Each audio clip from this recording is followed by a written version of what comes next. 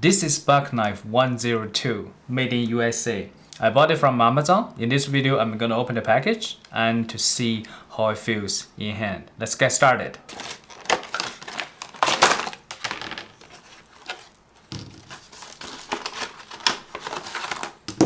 Now these two parts are metal and in the middle are the plastic.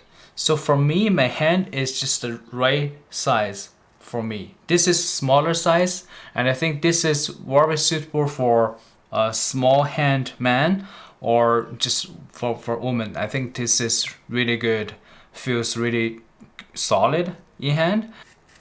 So you can see that it's super sharp.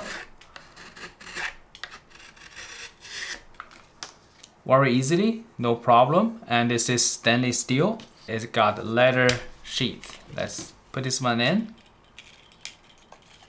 Oh, actually, inside there is a protection. So you see that inside there's a protection just in case that you damage the inside. All right, just like this. Here you can put that into your belt or your backpack, anywhere that's convenient. It's very good quality, made in USA, and the size is very good. I like this one. Hopefully this video is helpful. Thank you for watching.